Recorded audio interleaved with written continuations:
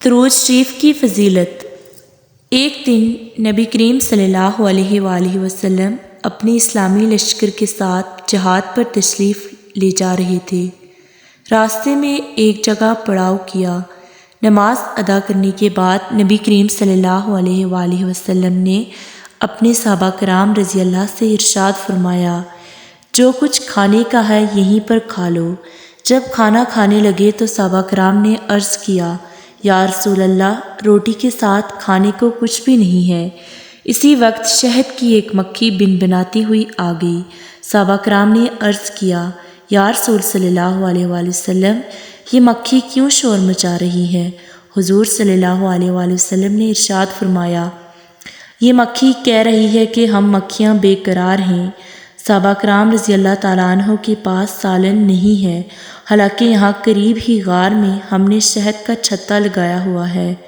وہ کون ہے جو شہد لے آئے؟ کیونکہ ہم خود آپ صلی اللہ علیہ وسلم کی خدمت میں شہد پیش نہیں کر سکتی۔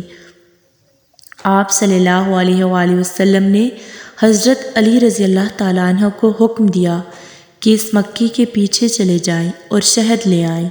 حضرت علی مکھی کے پیچھے چل پڑے اور غار سے شہد لے آئے۔ آپ صلی اللہ علیہ وآلہ وسلم نے وہ شہد صحابہ کرام میں تقسیم کر دیا۔ صحابہ کرام رضی اللہ تعالیٰ عنہ کے کھانا کھانے کے بعد وہ مکھی پھر بنبناتی ہوئی آ گئی۔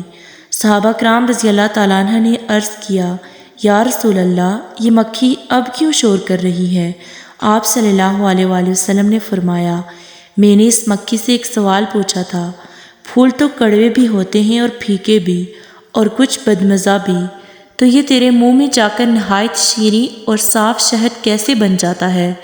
تو مکھی نے جواب دیا، یا رسول اللہ، ہمارا ایک امیر اور سردار ہے، ہم اس کے تابع ہیں۔ جب ہم پھول کا رس چوستے ہیں تو ہمارا امیر آپ کی ذات مقدسہ پر درود پڑھنا شروع کر دیتا ہے، ہم بھی اس کے ساتھ مل کر درود شریف پڑھنا شروع کر دیتی ہیں، تو وہ بدمزہ پھیکے اور کڑوے پھولوں کا رس درود پاک کی برکت سے میٹھا ہو جاتا ہے، اور اسی درود پاک کی رحمت و برکت سے وہ شہد بن جاتا ہے، اور اس میں ہر مرض کی شفا مل گئی ہے۔ درود پاک کی ہر درجہ فضیلتیں ہیں۔ اگر کڑوے پھولوں سے میٹھا شہد تیار ہو جاتا ہے تو اس کی برکت سے گناہ بھی نیکیوں میں تبدیل ہو جاتے ہیں۔ درود پاک نبی کریم صلی اللہ علیہ وآلہ وسلم کی ذاتی مبارکہ سے محبت کا ایک ذریعہ بھی ہے۔